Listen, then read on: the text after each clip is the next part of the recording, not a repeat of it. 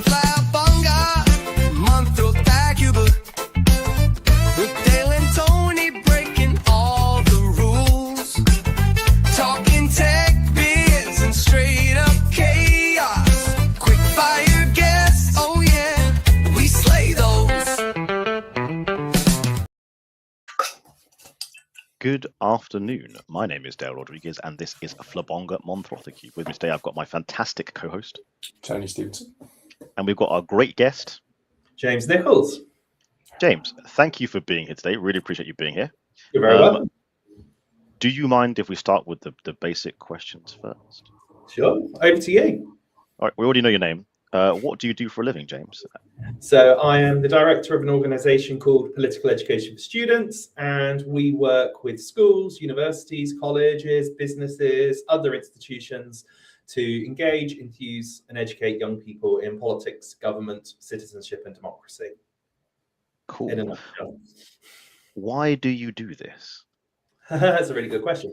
I, up until a year ago, was a head teacher. I've been a history and politics teacher for 18, nearly 19 years. And it's something I've just seen more and more as time's gone on, that young people are in a school system and an education system that does not prioritize preparing students to contribute through voting, through democratic systems in the real world once they leave. And more I wanted to do something that wasn't just dry information that happens occasionally when an election comes around, but creates an approach to education, working with schools that actually seeks to embed something systemic and cultural and inspiring about politics and government, and why young people should be involved and want to be involved, and to see why it's important. And obviously with Votes at 16 coming down the tracks, very cognizant that we are sending a lot of young people out into the world to do something really, really important, to make decisions and vote on people and ideas that are going to shape us all without any training to do so. We wouldn't let people start to drive a car without showing them how to do it. We wouldn't ask them to go and make other big decisions and give them other big responsibilities without any training. Yet as an education system, we seem to say it's okay to do that. And then we get angry at young people because we think they don't understand the world and they're detached from it. But actually, as an education system, what have we actually done to prepare them for that? That's a fantastic answer. It was, yeah, one of the best we've ever had. Yeah, that was really succinct and really just fantastic. Thank you. This is going to be, I can already tell, this is going to be a fantastic episode. When it comes to teaching younger people about politics, how far back do you have to go to understand the politics we have today? Because my understanding is certain things that we have in place today are influenced by things that happened 20 years ago, 50 years ago, maybe 100 years ago. How far back do you go? Because I don't think anyone's really got time to become an expert in history and politics like yourself. How much do I need to know to be informed today? Well, it's a great quote in this, that history doesn't repeat itself, but it has a rhythm. And I think actually this is why I love and why I did history and politics, because actually everything's cyclical. The content might change, the specifics might change, the individuals might change, but the debates and the ideas come back around. So a lot of conversation that's taken place at the moment about the role of capitalism and the role of economic inequality is pretty much the same debates that were being had in industrial England. So actually the themes don't change, even if the specifics do. I think in answer to your question about how far back do you have to go, you wanted a very specific date in terms of, yes, please, at the moment. if you could, that'd be. I'm not expecting you to, but if you could, that'd be amazing. 1997, 10th of October, 3 p.m. That's when it all changed. Okay, I'll give you one. It's 4:45 in the morning on the 24th of June, 2016.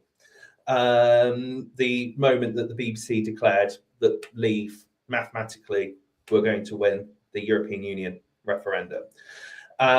There's obviously a lot that's happened in politics and history before that point, but if we go by the view that actually politics and ideas are cyclical, there's a lot of things that the Brexit referendum in itself encapsulated from previous politics, and there's a lot of our politics now that's still very rooted in Brexit. I used the statistic the other day that if you look between 1979 and 2016, we had 5 prime ministers.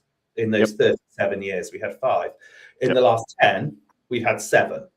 And actually, a key root of that is because we did something really unusual in the British political system with the EU referendum.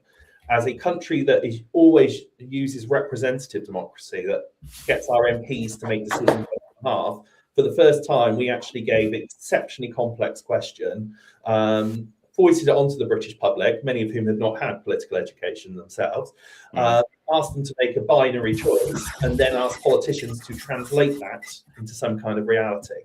And this clash of representative democracy trying to sort of fulfill a direct democracy vote has blown open the British political system to a point which we have the uncertainty, the polarization, the disengagement, the radicalization, the big question, the identity politics that I don't feel we really had before Brexit in the UK political system, I think all comes from the EU referendum. And then if we want to scale that globally, if we want to look at the idea of Britain's place in the world, both in terms of identity, economics, politics, if we want to look at the rise of Trump, who used the Brexit playbook to launch his first presidential campaign. Nigel Farage went straight from the Leave campaign to the Trump campaign in 2016.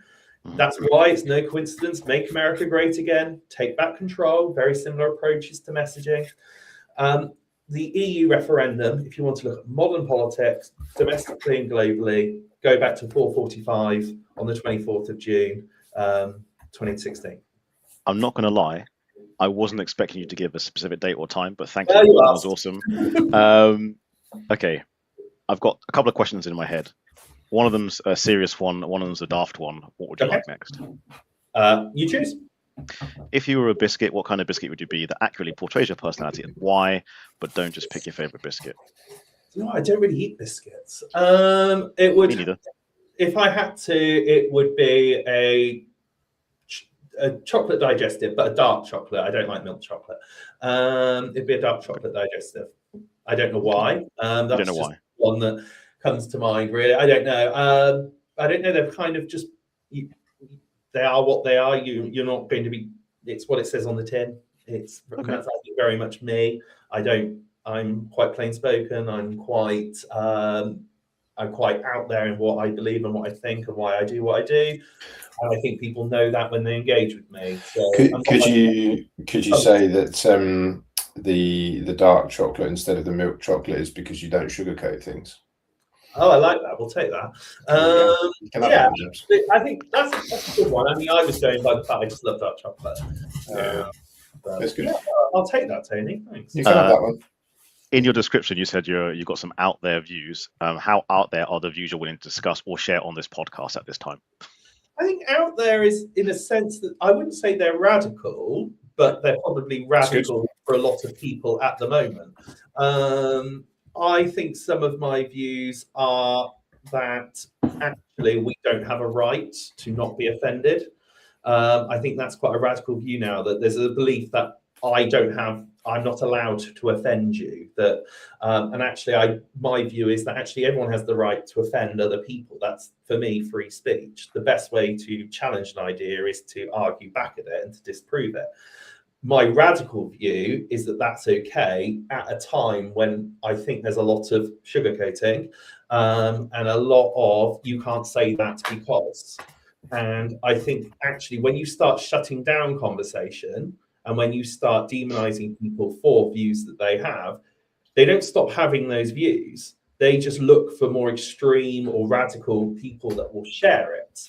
And once again, we're back to Brexit. The whole idea that if you're a Brexiteer, you were racist, thick and stupid. And actually, what did that do? It forced people to be even more against the establishment that they perceive to be calling them that. So I would say my radicalness is actually in my belief that no conversation should be off limits, because if you make something off limits, if you cancel it, people aren't going to stop having those views. They're actually probably going to believe them further. But they move into spaces, and we see this a lot online with young people. They will start finding forums online which are not in the public discourse to share these views. And that's where you get things like misogyny, racism, hatred, intolerance, because actually they don't feel they can have these conversations with other human beings. So they go and have them in the shadows. And that's in their defense, racism is pretty funny. Pardon, sorry? in their defense, racism's pretty funny. I should expand if you'd like me to expand on that one. Go on. There are 1,000,001 reasons not to like me. I have many character flaws. Tony can tell you. The least worst thing about me is my skin color. Like, there's lots of that's why it's funny. Like, to dislike me because of my skin color, hilarious. To dislike me because of my character flaws, okay. I also, it would appear I'm quite radical as well, because I also agree with you. Offense is upon the receiver. It's a choice to be offended. Yeah. Or choice to hold on to that offense. Like, someone can say something shocking and it can trigger you, fine. But then to continue that offense and hold on to it, that's your choice. You're doing that. I agree. Yeah, well, that's what Margaret Thatcher said, wasn't it? And it's not just from left to right. It's not just right towards people on the left. It's and groups around race and sexuality and gender. It's also people that have conservative views, people who are labelled as dinosaurs or bigots because they challenge a world view, particularly at the moment, that perhaps, if we say left positions, don't like. And I think we're in a really interesting time. I became a head in 2021, so it was really at the sort of what's becoming known as like the peak woke sort of period. And actually, now we're coming out of that in many ways. It's really interesting to see how these principles are aligning again. So yeah, I would say the radical part about me is that I don't think anything should be off limits in a political narrative at the moment, which seems to sort of either hedge or sort of don't talk about it, or you can't say that. Actually, as I say, I think that's really dangerous. I remember, do you mind if I just interject on that one? I remember seeing, I don't know what the name of the graph is, but I'm sure it's got a proper name, but it's essentially like, it's a two kind of line curves on a graph, and it moves over time to show how much overlap there is between, like, let's say the left and the right, or it was the Democrats and the Republicans in this particular instance. It was sort of like in the 50s there was this much overlap, and then basically kind of like gradually over time we've ended up in this situation where there's almost no overlap in between the two views, and therefore like they've almost completely separated in terms of their views of the world, which feels like quite a difficult place to be in, because then you've not got like a starting point of conversation of like, we can agree on these, but these are the bits we can't agree on, and then we can debate them with some, you know, agreeableness around, like, you know, we're all trying to solve the same problem. But like you said, if you can those conversations and don't have them, then surely those two graphs just trend further and further and further away from each other, which is probably not in the interest of. You're absolutely right, Tony. And I'd say there's three things that have contributed to that, if you want me to expand on it. Invention of Twitter, where we suddenly had to start pulling complex views down to 140 characters. You don't have space for nuance in those debates. You've also got, off the back of that, you've got algorithms and, crucially, paid ads which are obviously rewarded through clicks. Reward extremist content. There are lots of people out there saying lots of extremist things that they don't actually believe because it's income generating. And the third thing I would say off the back of that is, in terms of social media, is the John Smith Youth Poll, which is every year, it's the University of Glasgow. They do the biggest survey of young people, 14 to 18, young people's attitudes towards politics every year. And last year they found that 64% of young people, 14 to 18, 64% used social media exclusively for their understanding of politics and the world. So when you combine all that together, actually you get this demarcation. And it's exactly one of the reasons why I do what I do, because actually, this is why I've got really complex feelings about the social media ban for under 18s, because the teacher in me absolutely has seen for 18 years the damage that social media can do. The politics side of me says, well, actually, if 64% are using it exclusively to get their political news, it might not be great, but at least it's some political news. If 64% of them are using it to get that, and we as an education system aren't doing anything anyway, then aren't we just going to make them more politically illiterate, which isn't that going to push more people towards extremes? Isn't that going to make more people disengaged and cause one of the very problems? So I think the social media ban for me is an example of a piece of legislation that on the surface is done for popularity and has some good, there's some low-hanging fruit benefits. But once you start looking into it, once again, back to controversial views, I don't always believe government and very big sweeping changes always have the consequences and fulfill the intentions that they try and do. It always kind of works on the basis that people will continue to behave how they behaved before that came in, and that's not the case, right? Is it? People change their behaviours based on what, like, guardrails you put in front of them, right? The genie's out of the bottle, basically. You can't put it back in. No, exactly, right. Just going to jump to the comments because we have some adoring fans who've been waiting very patiently for shout outs. So first of all, we've got Mehul, a good friend of the show. He's been on a couple of times now. We've got Debbie Hale. She's been on way too many times. We should never have her on again, actually. To be honest, she's lovely, but just too many times. And late, no less. We've got Zoe Whitman. Hey, Zoe. She's commented a few times. She says that you don't eat biscuits. No. Is that to me or to James? Like, we're happy to answer that and expand if need be. Again, feel free to ask James questions, by the way. It's one of the perks of the show. You can ask questions to him live. And that's why we've never had any real politicians on the show, because they're too scared. Debbie Hales agrees. Offence is taken, rarely given. I'm going to skip some of Debbie's comments. Sorry, Debbie. It's just that you have so many. And Prolific. Them all. Prolific. Thank you, Debbie. It helps with our views, though, and the algorithms. People commenting. Thank you. Love you, really. Kirsty St. John, she's saying hello. Again, another friend of the show. And again, Debbie, social media echo chamber risk. All right, we've been far too serious for the last 15 minutes. I need a silly question other than biscuits. Tony, hot beverage question, please, good sir. Question, you're up, bro. Cool. So, given the choice, do you drink hot beverages, James? Tea, coffee? I do. I'm an absolute coffee addict. Excellent. Right. Okay. So I'm going to take that as that you would prefer to discuss the coffee arm of this question rather than the tea or hot chocolate arm of this question. Always coffee. Yeah, absolutely right. Good man. So, good man. Yeah. So if you can imagine that you were in a world where the small local artisan coffee shop that you like to frequent doesn't exist anymore, and we just exist with Change and Erica, what is your go-to coffee chain, and what is the one that you are going to avoid given the opportunity? Well, given the area of Oxford I live in, where everywhere seems to be an artisan coffee shop with distressed wood and local artists' pictures on the walls, I can't really imagine a world without them. Favorite coffee chain, if it's not an independent one, probably Cafe Nero. I love their Colombian coffee. I don't really like Starbucks because I don't know. I've got nothing against the coffee. It's just something about the branding of it. Yeah. James, as you can tell, you've made my day. Basically, we've been asked this question for the last 8-9 months now, and there is a heavy skewing to dislike of Starbucks. Like, there's like a lean towards Costa, which is my favorite brand chain ones, right? Yeah. And then, but basically, there's a consensus at Starbucks, apart from one other person. I think there's been a couple. Yeah. So my favourite is Starbucks, and my least favourite is Costa, and that seems to be flipped and replicated quite frequently. Like almost everybody, everyone.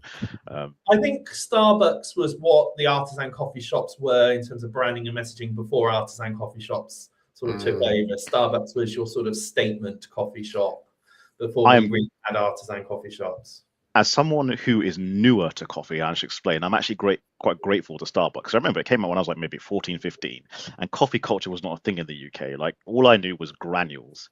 And it wasn't until I was maybe in my mid to late 20s when I actually started drinking coffee and went, oh my goodness, this is what it actually is supposed to taste like. It's delicious. So if it weren't for Starbucks, we would not have the artisanal ones. We would not have the other big chains that actually do a semi-decent cup of coffee that is not granules, because granules, like, they're not the same. They're like, I say this to many people, right? If I ever like to hang out with you and I came out to your house for whatever reason, and I didn't know what your coffee situation was, right?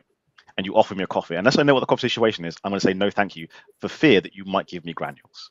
Never. So don't even bother. Don't even bother. Like, unless I went into your kitchen and I saw, like, the cafetiere or the mocha pot or the AeroPress, whatever it is, I'm like, cool. But if I can't see any of those things, I'm like, no, thank you, because they might give me granules and I've got to sit there and drink it to be. I'd give you Sauvignon Blanc before I gave you granules. This is coffee. It's wine. No, it's wine coffee. Yeah. Fantastic. I took an interesting coffee story. I went on my coffee app last night to see whether I could apply a discount code that I had got for my coffee subscription. And I discovered that in the time that I've been subscribing to said coffee subscription, I have racked up a ton of points in my coffee subscription area, which I was completely unaware of. And I've got like 60 quid's worth of points. So I got myself a free AeroPress last night, which I was absolutely buzzing about. Really? Yeah, absolutely winning. Like that doesn't happen in like the age that we live in of like cost of living crisis and take, give, take. Right. Also, usually the point schemes usually kind of run out after like 6 months or a year. They usually reset. But if you manage to accumulate that many points, either you drink that much coffee in a year, or they've accumulated over many years. we go for about 1 kilo a month. I must confess, though, That's a lot of coffee. That's 4 cups a day, basically. Oh yeah, easily. Right. I mean, that's before 9 o'clock for me. I must confess, though, I have fallen in love with my Hotel Chocolat Velvetizer. I wasn't a big hot chocolate person until I was bought a Velvetizer. And yeah, that's sort of got me onto hot chocolate a bit more than I ever used to be. We wait for Indy to pop up. So the coffee question started as just coffee, and then we added a tea branch to the arm of the question, which is essentially like what orders the tea, the milk, the water go in, and then we've now got a hot chocolate version of the question as well, thanks to Indy. So, I mean, I can't speak on behalf of Tony. I'm going to try to. Correct me if I'm wrong, Tony. I didn't know the prestige and formula that could go into making hot chocolate until Indy was on the show, and she told us about the different type of chocolate, the different types of powders, different types of milks. Again, the velvetizers, the little addition things you can do with the creams. I didn't know it was a whole similar to coffee, like a process. So yeah, it's gained a new level of respect for me for the coffee. Gonna appeal to the audience real quick, guys. Have you got any questions for James regarding coffee, food? Or if you really want to, we can talk about politics and stuff again if you want to. But like, just ask them some questions. Could be fun. Now for the awkward silence. We'll wait. We'll wait. We got time. We've got time. In fact, I'll let other people have a go. the less questions you ask, the more boring the show is for you. Because if you don't ask questions, then we don't talk, and then this is no offense to you, audience, but this is on you. Mehul, let me vet this before I read it, actually. Okay, there we go. Which government do you think was the most stable in recent UK history? That's not too loaded, I think. No, I mean, the coalition. I mean, it's ironic that the only unelected government we've had in recent years, obviously a coalition is unelected. They make trade-offs, they make sacrifices to policies, they introduce new ones, has been the most stable. It's a nice little quirk of British democracy that the one government we haven't elected in recent years actually is perhaps one that's lasted its term. Yeah, I think that's the most stable. I think especially when you throw in that it came right off the back of the financial crash and it had to deal with the huge unemployment, huge austerity measures, and actually they are from the Lib Dems and the Tories were generally opposite ends of the political spectrum, or different ends of the political spectrum, that it managed to last. And I think there's a huge part that played in terms of David Cameron and Nick Clegg individually. Yep. But I think, yeah, that was the most stable. And as I say, it's a real irony that it's the only one really that wasn't elected. Maybe we should think about that a bit more. Do elections always lead to good government? Is there a difference between effectiveness and democratic? No, I think we should just go back to a monarchy. Yeah, absolute power. Absolute power. I'm not going to go that far, but Crops, and absolutely. they're all putting himself forward. Oh yeah, Rodriguez for PM 2043. Do I have your vote? No. I wouldn't vote for me either. I'll become a dictator. I've got some crazy ideas. There's no secret about this at all. Crazy ideas. I'd raise the voting age. Anyway, Kirsty St. John, I have a 19-year-old son. What's the best way to discuss politics openly with him and not argue? Ooh, that's a very good question, Kirsty. This is the question that I was going to ask, pretty much word for word, apart from the fact that it's a 19-year-old son, because my son's not 19. So yeah, I think when I see this in schools all the time, we start talking about politics through the lens of what we care about and what we know as adults.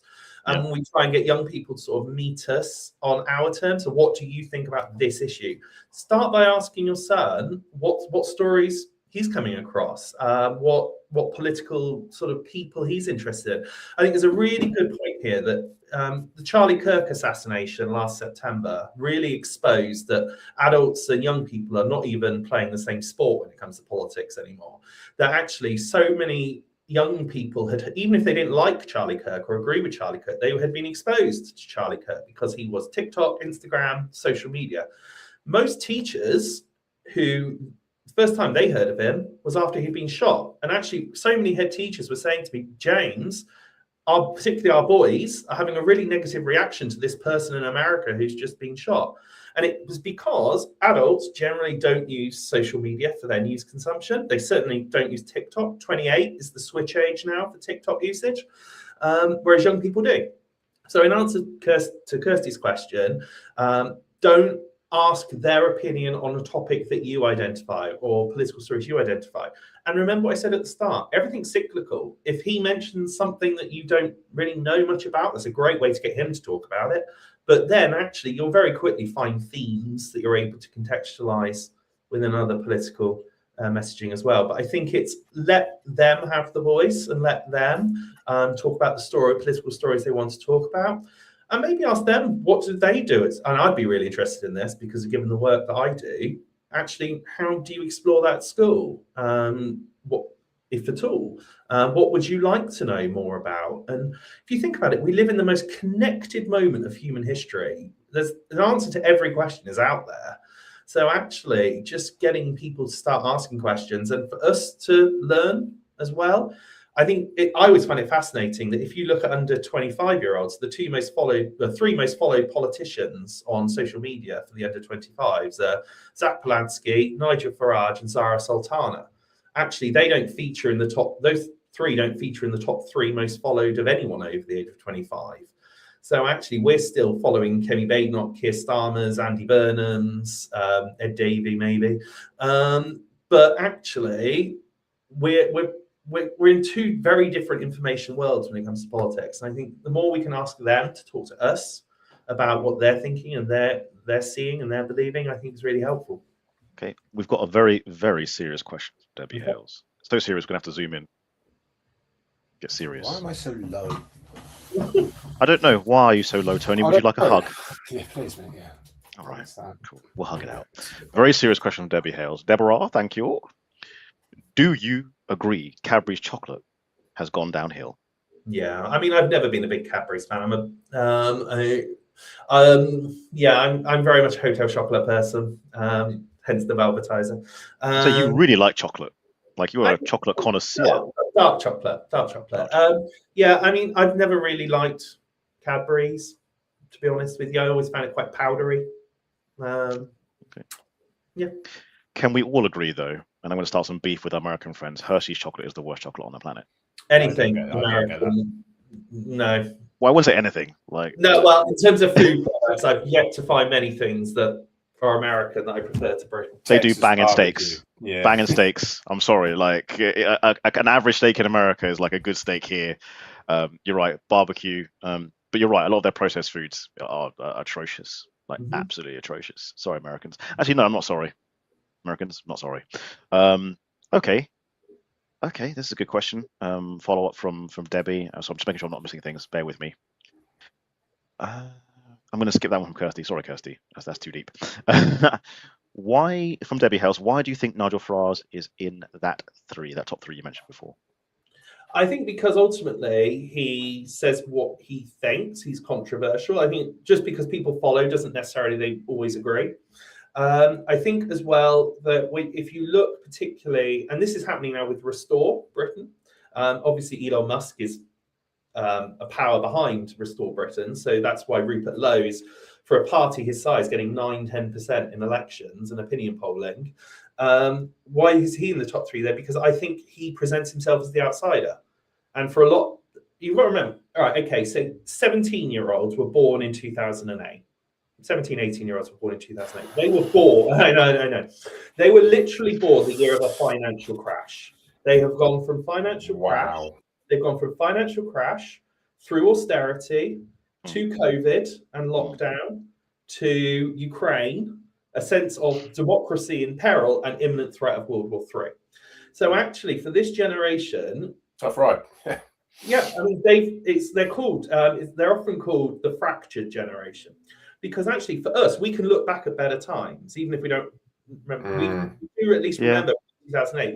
We get a sense that not all is lost. Britain is not broken. But if you are part of this younger generation whose whole life, and you're now being told the world's on fire, you're never going to buy a house, you're going to graduate university with thousands and thousands of pounds of debt. Actually, someone who's going to come along and promise not only to change the system, but effectively blow it up, is actually really appealing. because they've got no anchorage point for this situation that they've been born into. So actually, established politicians, and this is why Zach Polanski's there as well, from on the other side, they're actually quite similar in policy perspectives, in the same way Bernie Sanders and Donald Trump were quite similar in policy perspectives.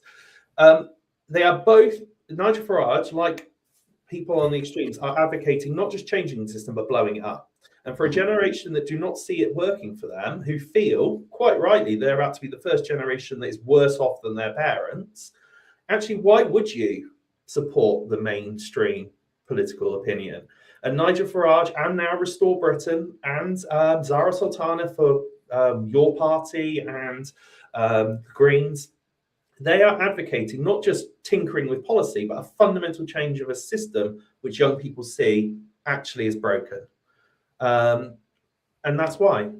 Because actually, how do you get people to appeal to mainstream policies when you see those mainstream policies and those mainstream politicians as a reason that you're about to, as I say, not be able to afford a house, probably have more debt than a mortgage if you go to university, and actually the world might burn down or blow up because of these politics. One can only hope.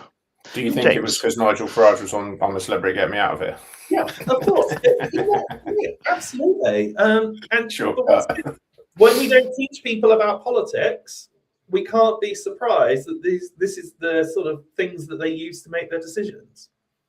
James, who is your favourite Prime Minister and why? Or who was? Goodness.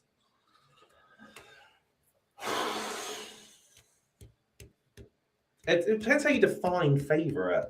The one you liked the most, the one you favoured the most. Okay, we can break it down to a couple of categories, all right?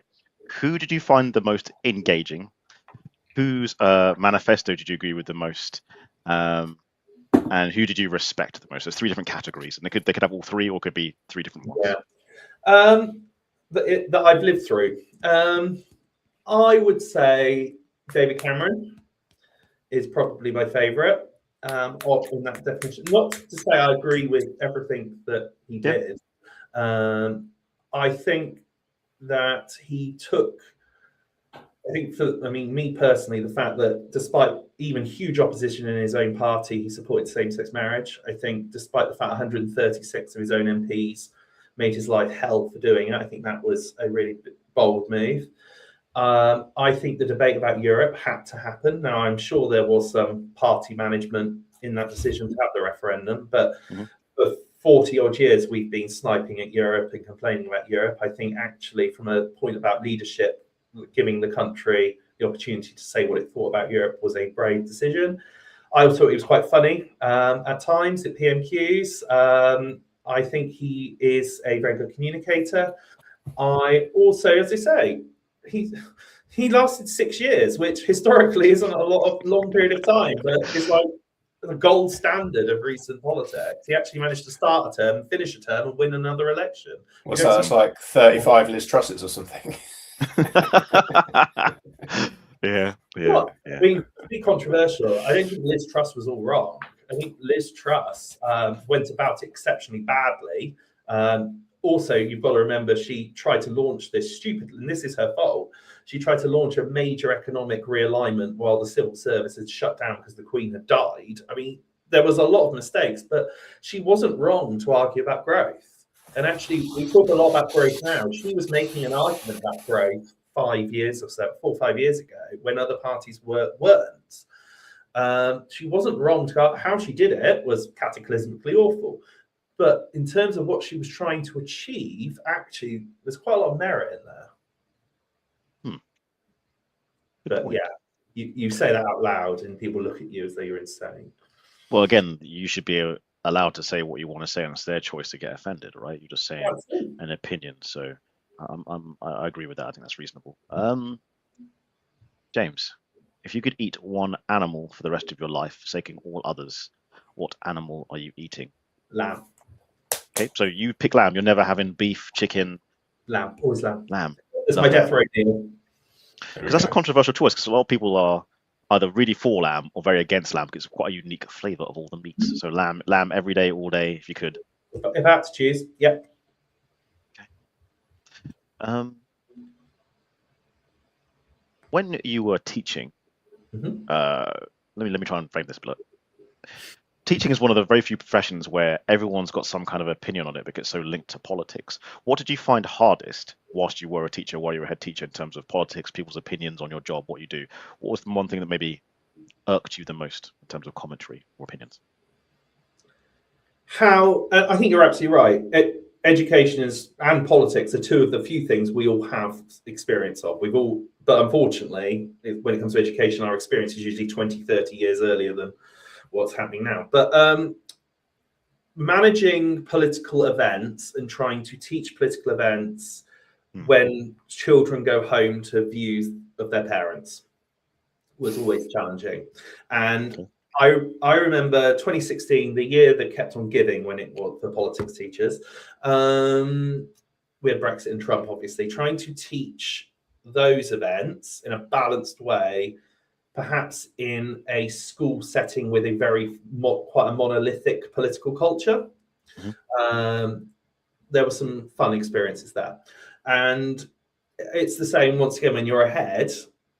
And you're trying to make decisions for school leadership when you are in a particular culture, and you realize everyone's got experience of education and everyone's got experience of politics, or they've got views on both at least. So trying to navigate that, being a politics expert is in one way a blessing because you're familiar with the arguments, you can navigate them.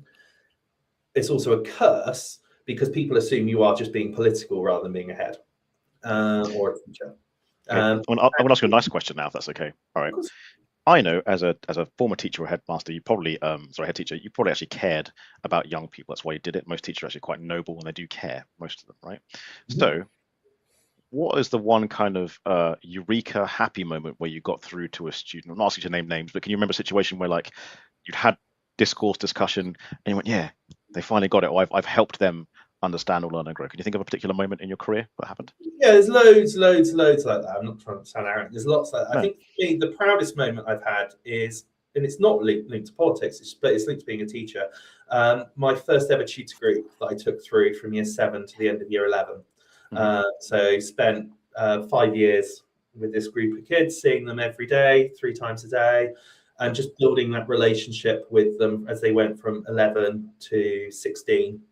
And we talk a lot about schools in terms of the subject and the content and the education, but actually helping people just to become adults and find their way and to navigate challenges of being teenagers and forming their own identity. And I always found that being a form tutor was just as enjoyable as being a subject teacher. It's why I just contributed to a book called How to Be an Outstanding Form Tutor, because actually, even though it's often seen as the secondary role in teaching, oh, you're a form tutor as well, for me, actually, it was maybe right up there as one of the most important. And as I say, seeing those group of kids in 2012, so they're well over 30 now, seeing them go out into the world, or going into sixth form or whatever, and go out into the world, having spent 5 years helping them and nurturing them and getting to know them as people, not just students or not just through my subjects.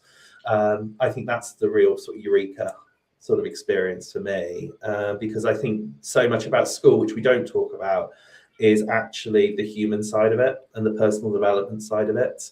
And that's partly the reason for what I do now. Politics, yeah, it's about subject knowledge, but it's about enabling people to be tolerant, learning how to appreciate different points of view, how to compromise, how to negotiate, how to see other people as people, not just their political opinions. And so much of what I do now, I think, is inspired by that personal development side of being a teacher. I know it doesn't really answer your question specifically. It does. Thank you. Appreciate it. I can see the gears in Tony's head turning. Tony. I just got so many questions, like thousands of questions about this type of stuff. So one question that I've got is why how with this, oh no, let me change the question actually. How do you get kids interested in politics and interested in politics in such a way that equips them to hold the ideas in front of them and be interested in them without attaching them to their identity and strongly leaning in one direction or another because they've found the thing that appeals to them at that given time. Like, so, and the reason I ask this is because I tend to steer away from political conversation generally. And the reason I steer away from it is because I find it to be fascinating and interesting, but I come at it from I just love debating things, right? I actually love the essence of politics, right? The debating of the different ideas, and and there's never just one clear-cut reason or argument for anything, right? And it really triggered me when you were saying about how, as a teacher, you have to present a balanced view, and that sometimes I imagine is quite easy, right? But if you're debating like somebody that is a very polarizing character, where the sort of general ambient feeling around you and the people that you kick about with is that that person is either bad or good, to then go and then debate it from a like actually there's merit to what they were saying versus it's like a really hard thing to do, but also in life being able to kind of like take on different people's opinions and different thoughts and not get upset about it, so it's like you think that, so we have to disagree and we can't be friends because you're left and I'm right, or like you're conservative and you're Labour or whatever it is. Like, how do you like instill that essence of like separation in that and get people excited about it? Yeah, I think, and this is ultimately, that's fundamentally what we do every day. I always say we present, not promote. So we make sure that we are very clear that we're presenting views, we're not promoting them. And the second, and it's why the work that we do, the main thrust of what we do is student workshops. Mm-hmm. And we've deliberately created 9 student workshops that are not knowledge focused. They obviously have knowledge in, but they are all simulations. So all 9 of our workshops are different simulations. And ultimately what it does is it puts young people in the positions of power and influence in politics. They're not being told what the answer is. They have to, in all of the simulations, they have to get there themselves. So a good example of this, one of them, our Government for a Day workshop, they become the British Cabinet. So they then start having to make decisions based on being a Secretary of State for a government department. And they start to then realise that everything's not simple. They start to realise you need to compromise and negotiate with your cabinet colleagues. They also then start to realise, actually, this political issue affects this topic as well as this topic. They come to the knowledge and the conclusions themselves. So all of the workshops are designed to get students thinking and taking ownership, because that's what gets the engagement. You're not talking at them about politics, they are living politics. And in that, they see the relevance, they see the complexities, they see the need to negotiate, they see the need to compromise, they see all of the different things that we're trying to get them to become when it comes about politics, but we're not telling them. You've got to remember, we only remember 10% of what we read and hear. We remember 40% of what we do. So ultimately, the very act of doing is the education. Also, I think as well, in terms of understanding of the world, another one of our workshops is we do a United Nations one. And we start off by looking at global challenges, and 9 times out of 10 students are really idealistic. We should do this, we should do that, this is a problem, we need to do this. We then give them a fictional country, and they then go onto the Security Council. And then suddenly, in the confines of their fictional country, we can't, if we do this, we're going to lose power.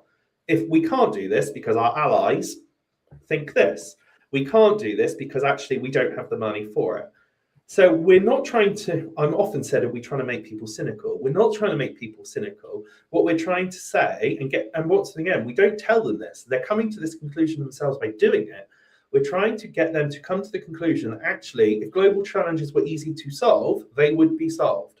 Well, absolutely right. Yeah, these are smart people. Just make them cynical. Bring them to the dark side. Joy. Well, it's very much the case that actually they get there themselves. They see it themselves. And the final line I always say in that is never remember, yes, we talk about being a global community, but the political system of the world is engineered around nation states. So in 2020, when we were the height of globalization, the height of the fact that you had George Floyd protests taking place in English schools, you had events around the world inspiring countries everywhere. But what was the first thing we all did when COVID happened? Up went national borders. We still live in a system of nation states, but we haven't triangulated that with global challenges. And students, you can tell students that, but it means nothing until they've experienced Feel it, yeah. to themselves. So that's why, in answer to your question, Tony, that's why we do it through a simulation approach, not a stand at the front and tell you everything you need to know. Do you think? Can I just ask? I've just got a follow up. Sorry, Dan. So you talked earlier, James, about 64% of young people exclusively using social media as their not even social media, TikTok. 64% is TikTok. Specifically TikTok. Wow.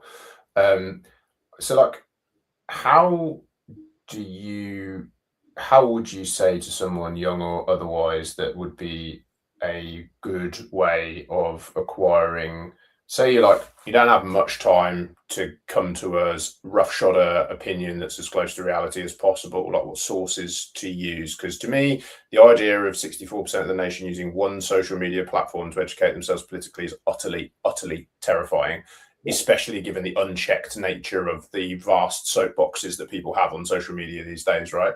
As I know there's a lot to be said for mainstream media, but at least it does have some form of like accountability to being correct and, you know, and other bits which they obviously overstep from now and again, and we haven't got time for that debate now. But the idea of the other to me is just way more dangerous. Like, what's the sort of quick fire? This is where you should go and ask people, and who you should go and speak to. And then, I'm sorry, I interrupted you. Yeah, I mean, I'm not saying don't use TikTok. I'm just saying don't accept it at face value. I think it's everything. Everyone needs a starting point. Just don't make that the end point as well. So okay, find your news story on TikTok, but actually go to BBC News, go to established news sites. I always say to my students, have BBC News as your homepage.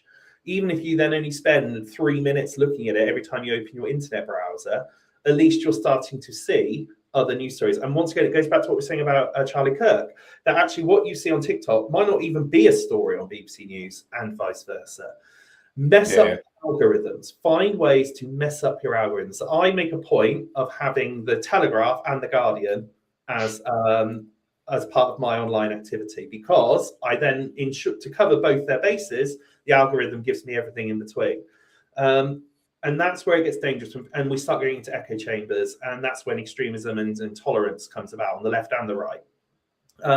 I think it's not about not using social media. It's about making sure it's not the end point. I think it's ridiculous to say to young people, you should all be listening to the radio, or you should go and look at the newspaper. It's not going to happen. But ultimately, what we can do is teach young people actually not just to accept that at face value, and to accept that actually, if you have 140 characters to express a view on Gaza, the chances are it's not going to be a particularly nuanced view of the history around that topic. Anything you can type with your thumb is probably not that important, generally speaking. I always think that, like, just asking people as well. So have you ever seen the film The Big Short? Don't do that. People are the worst, Tony. No, I know, but if you ask enough people, they'll give you some breadcrumbs, right? But in the film, have you seen the film The Big Short? The great film. Talking about, we should watch that film. It's really fantastic film. Yeah, and they're like planning The Big Short against the crash in the housing market in 2008 and all that sort of stuff. And they basically go to some of these places in like kind of middle America that is supposedly kind of going to be the unraveling of all the AAA bonds and all that sort of stuff. And they just go and speak to them, and they run these like short clip interviews of like, I spoke to this person. They're like, oh, my financial advisor told me that if I just sign this piece of paper, I can have 4 mortgages and 4 buy-to-lets, but I can have 125% mortgage on each of them. So I've just took the cash out of that and spent all of that. And now I've got these 4 houses, but I can't really pay for them because no one can afford to rent them. So like, I don't know what's going to happen about that. And it really stuck with me, like the sort of go ask people thing as well. So I mean, you've got to be careful asking people, because of course, cynicism, political education themselves. Absolutely. But I think the biggest thing for me, and it's not just about politics, it's in general, I've become a really avid TED Talk listener, and actually my view of the world and the things I've learned and the opinions I've formed and changed, TED Talks are brilliant. So I try and start my day every day now with a 18-minute TED Talk, and just even if you don't remember the content, the questions it poses and the things you think about, I think are great. Yeah, TED Talks. I think the biggest challenge we face with politics and knowledge and understanding is critical thinking skills and discerning what is true. We now live in a time of globalization where there's more news than ever, negative news coming in from loads of different places. So you mentioned, again, people in the UK protesting George Floyd. I think when I was a teenager, I may not have heard about it because I don't live in America and there's only like 3 news stations, right?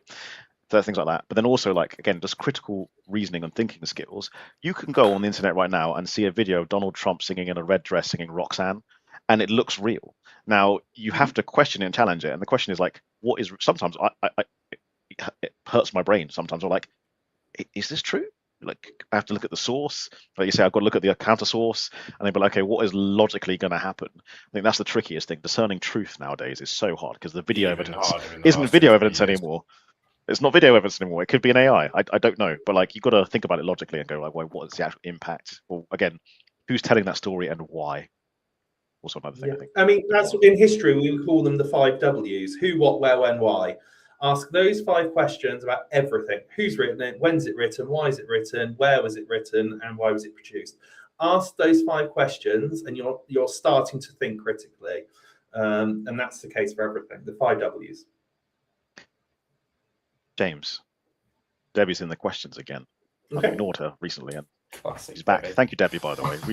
As much as I joke about it, Debbie, thank you for the comments. Yeah. How do you pick which talk to listen to? I think she's referring to TED Talks. TED Talks. I often just let it randomly play whatever's most uploaded. And once again, it's algorithm driven. So you listen to things, it will send things your way. My favorite one, and it's quite a few years old now, and she's become quite famous, and I don't listen to her as much anymore. But I remember the very first TED Talk that Mel Robbins ever did. Don't know if you're familiar with Mel Robbins. She's become quite sort of commercial now, but her very first TED Talk was called "How to Stop Screwing Yourself Over," and it's still on YouTube and the TED. I would advise everyone to listen to it, and it's all about just not waiting for motivation and actually just getting started with things and make decisions. You're never going to feel ready to do things you don't want to do. And actually, in many ways, without sounding really cliche, it changed my life. So Mel Robbins is someone that I will always listen to. As I say, I think she's been on a journey in recent years, but especially her early stuff. I often find, though, how do I choose? I'll either just, as I say, let it play randomly. I'm also quite a sucker for titles. If the title hooks my attention, if it just sounds interesting, I'll give it a go. I also will pick things I think are going to annoy me. I think it's good to listen to things that you find. So if it's quite a sort of, I'm probably quite, I hate this word, but triggered by actually quite a lot of the stuff Mel Robbins talks about. But I will naturally listen to it to challenge my point of view. But once again, if you're in marketing, the power of a title. I really like Mel Robbins, some of the stuff she does, but I listen to her podcast, and you all know this, James, like when she gets told something that she finds hard to believe, and she just goes into this like, what? This like so over the top, and I find like, can you just get past this bit, please? Because I just find it's just so off-putting the way she does it. And but the very first one though was none of that. If you watch her first one, it's a world apart, and obviously people change and grow over time. Of course, I understand that, but there's an authenticity to that very first one that has always stuck with me. And I whenever I'm struggling with a decision or life choice or what do, I always go back to that TED Talk, How to Stop Screwing Yourself Over. And at difficult moments, I've watched it probably 50 times in my life now, and each time it hits differently. It's one of the few things I can point to is actually having, from a sort of book or podcast point of view, saying it's had a real impact on me. James, in your experience and knowledge of politics, what is the biggest political mistake any party's ever made that you can think of? Or biggest / worst kerfuffle? Kerfuffle. Let's go with that.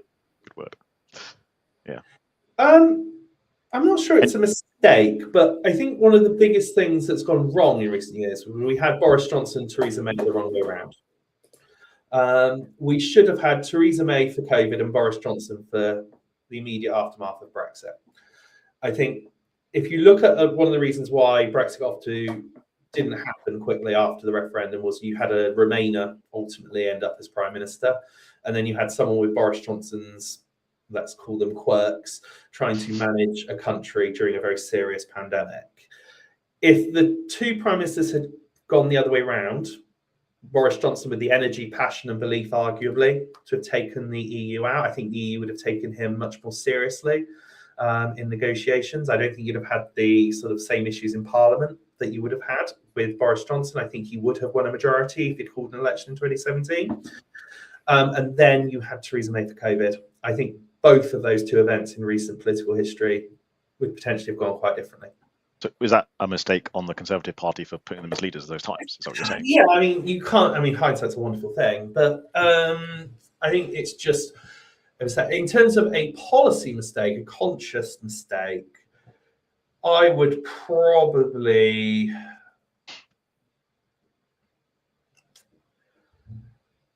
And I have a lot of respect for Tony Blair. Another controversial opinion. I actually quite like Tony Blair. He's a likable fellow.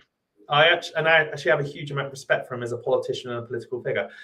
I think the Human Rights Act has sown a lot of seeds which are now being used against it now. So the whole debate about whether Britain should come out of the European Convention on Human Rights, I think comes about with the absorption of the ECHR into UK law.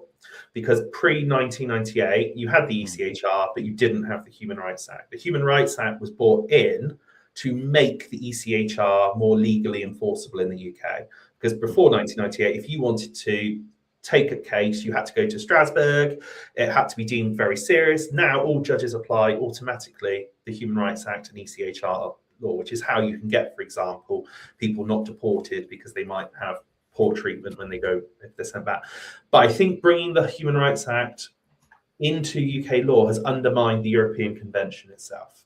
And actually, we're now talking about leaving the convention because ultimately we don't like the Human Rights Act. But because there's a lack of political understanding about the difference between the European Convention on Human Rights and the Human Rights Act, we equate them together and we're at risk of destroying the convention because we don't like the Human Rights Act. So I think it was a policy mistake to bring in the Human Rights Act because it has weakened, and I don't think people realise it, it's weakened trust in the ECHR when actually it's the Human Rights Act itself that's the problem. I have two more questions I'd like to ask. Before I do that, I want to hand over to Tony to see if he's got anything else he wants to kind of so I was just thinking, well, if you've got two more questions, I was thinking we could close out with a quick fire, but if you've got two more questions, we probably don't have time for that. Well, I think we can make it really quick. The first one is, James, would you come back on again? It's been riveting hearing you talk. Yeah, if you want. Yeah, fantastic. Yeah. And the second one is usually the one we kind of close with, but we'll do quick fire afterwards. Are there any questions you want to ask me or Tony? And we'll try and answer succinctly. I think I'd just ask you, based on your own experiences, and if you can remember, if you've got kids or when you were at school, how much political education did you have? Or how much do they have, your kids? So I'm 38. I had very little political education. And I think people younger than me are far more aware than I ever was of politics at their age. Does that make sense? Like 15, 16, 17, I knew nothing. And speaking to young people today, and even a few years ago, like they're far more aware of politics than I ever was. So yeah, not much.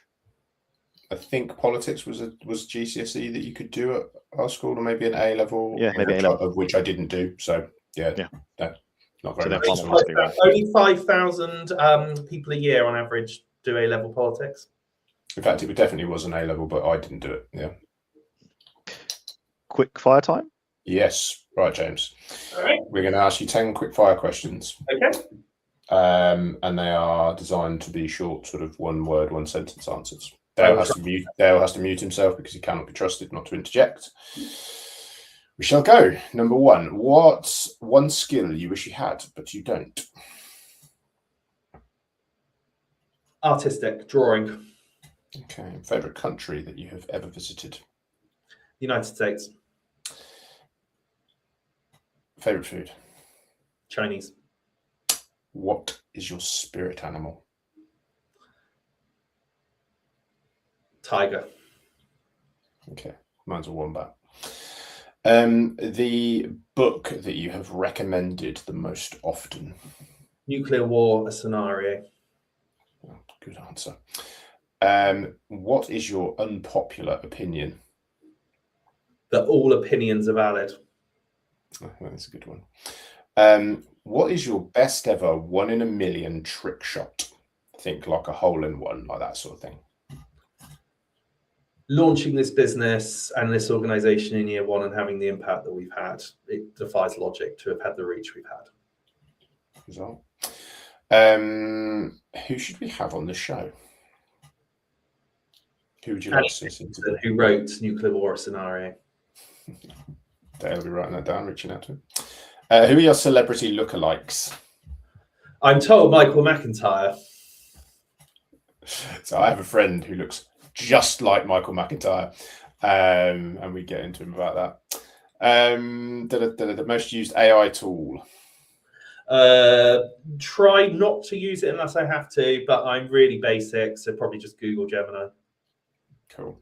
Keeping it clean. What's the most adventurous thing that you've ever done? Well, it's not go through a field of wheat. Most adventurous, probably parachuting. Cool.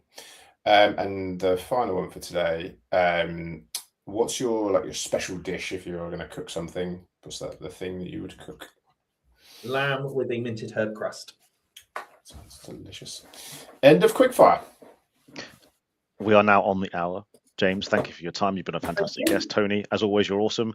I'm going to hit end stream. Thank you to the audience. Thank you, Debbie, Mehul, Kirsty, for asking questions. It's been great having you, and we'll see you all, I think, next week.